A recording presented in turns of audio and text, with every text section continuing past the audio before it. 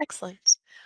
So another follow-up question that we do often get anytime that we're talking about rate restrictions, for those of you that do have those connectivity partners through the GDS interface, is if the restriction will apply to the GDS rate.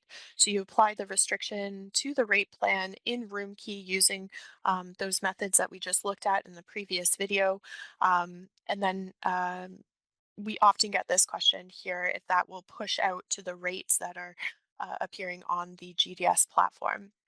And the answer to this question is a little bit tricky because it will depend on the type of interface that you have. So it depends on if you are working with Booking.com Direct Connect or if you're working with a Booking.com rate through a channel manager like SiteMinder. And it will also depend on the type of restriction that you're applying. So we try and work with our connectivity partners as closely as possible to ensure that any changes to the rate restrictions in room key are being pushed out accurately to those platforms.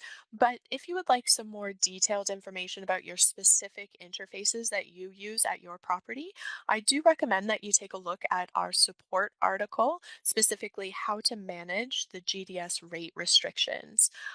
We do go into more detail about each and every one of those interfaces in the table of contents.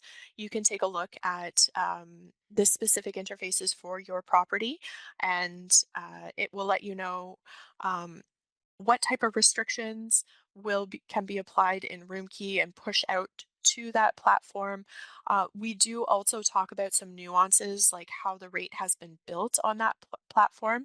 If for those of you that work with SiteMinder, GDS connections, you know that there is a difference between uploaded versus a derived rate. So that does have an effect on how we are able to push rates up or upload them from room key versus having them derived on the platform itself.